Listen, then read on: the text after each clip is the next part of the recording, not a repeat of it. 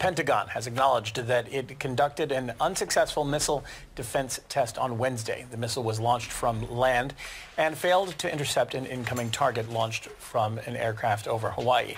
A Pentagon spokesperson confirmed the incident yesterday during a press briefing. It did not meet our objectives, but we learn something all the time with these tests, and we learned something from this one, and we'll continue to improve our capabilities.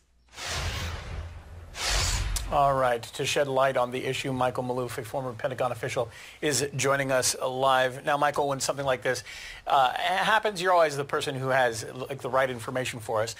So let's get to the Trump administration. They have reiterated support for development of this missile defense using the North Korean nuclear threat as justification. However, after this latest test failure, what is the future of a system like this? Well, there's no other choice but to continue trying to perfect it.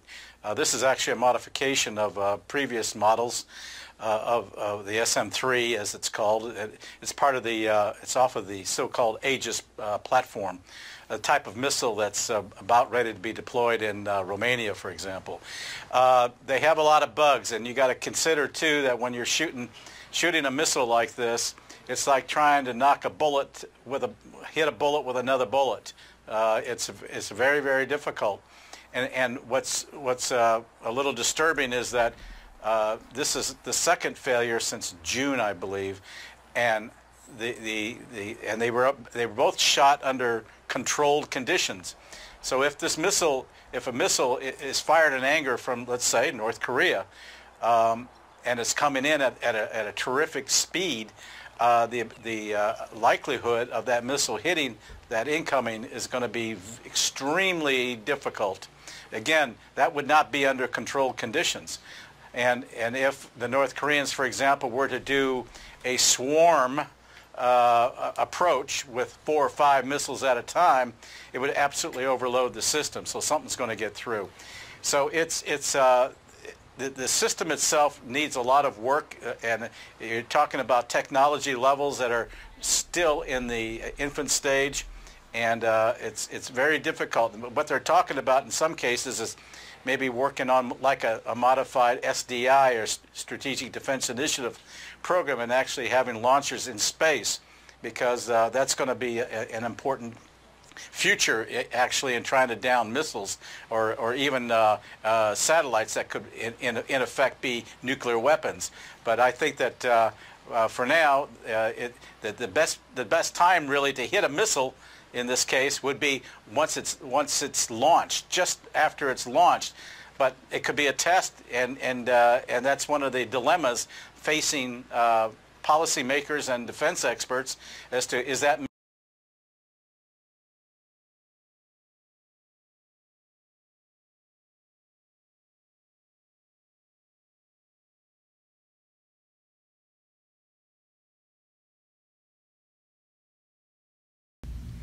All right, Barakatah Yahweh Shem Shah by Shem Kakodash.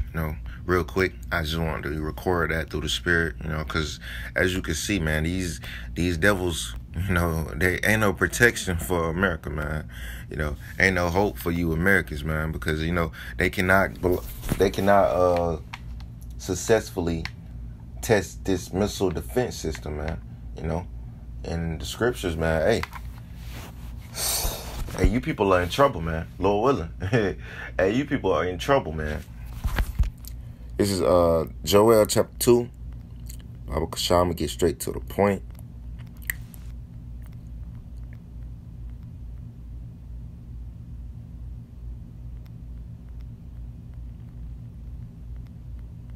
Bear with me.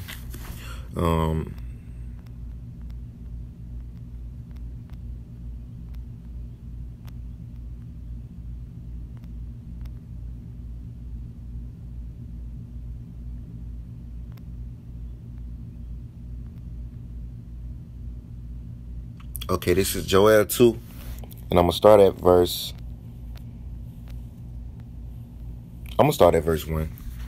Blow ye the trumpet in Zion and sound an alarm in my holy mountain. And that's what we doing. That's what we do. We blowing the trumpet. We telling our people what's happening, what's finna happen before it happens. And that's what we blowing the trumpet. We watchmen to the house of Israel.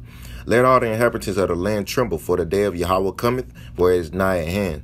A day of darkness and of gloominess, a day of clouds and of thick darkness, as the morning spread upon the mountains, a great people and a strong, there hath never been the like, neither shall there be after it, even to the years of many generations.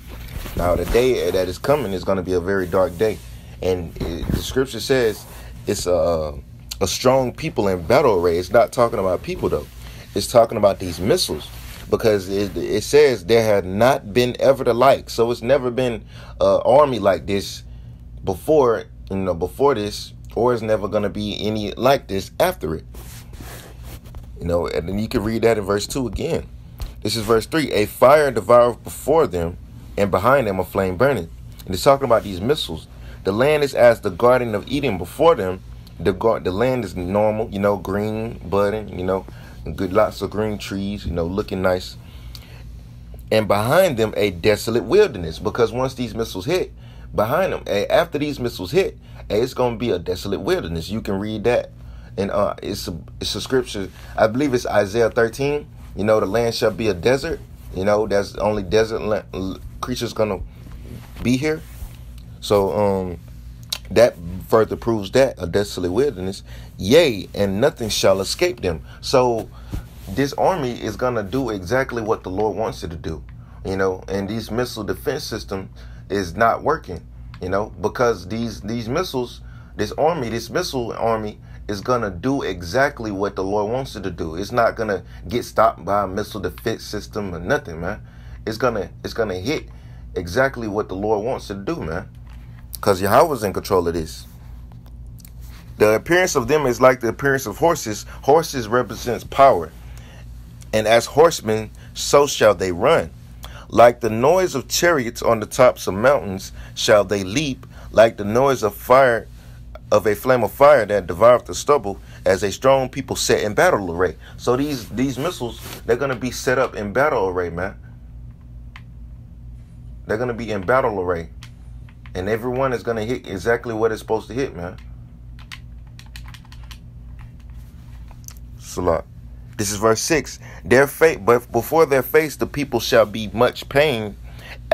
All faces shall be turned into blackness. Why? Because it's fire, man. They shall run like mighty men. They shall climb the wall like men of war. They shall march everyone on his ways, and they shall not break their ranks. Neither shall one thrust another. They shall walk everyone in his path, and when they fall upon the sword, they shall not be wounded. So these missiles are going to hit exactly what they're supposed to hit, man.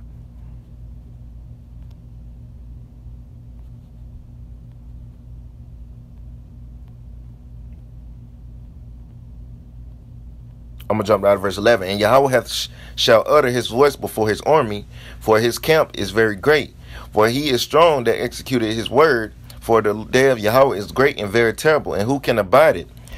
Therefore also now saith the Lord, turn ye even to me with all your hearts, and with weeping, and with fasting, and with weeping and with mourning, and rend your heart and not your garments, and turn unto Yahweh thy power, for he is gracious and merciful, slow to anger, and of great kindness, and repenteth him of the evil.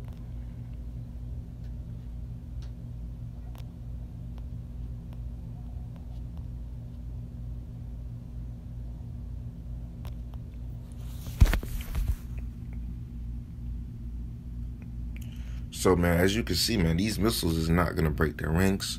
They're not gonna not hit. They're gonna hit exactly where no missile defense system is gonna stop them.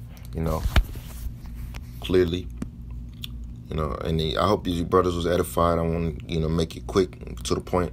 These missiles are gonna hit exactly what they want to hit, man. Because this missile defense system ain't working. As you can see, this is But that's it, through the spirit. So I'm going to say, Barakatah Yahweh Shem Al-Shah, Shem Rakah Kodash, Kwam Yasha Allah, double understood apostles, elders, great millstone. Shalom to the elect.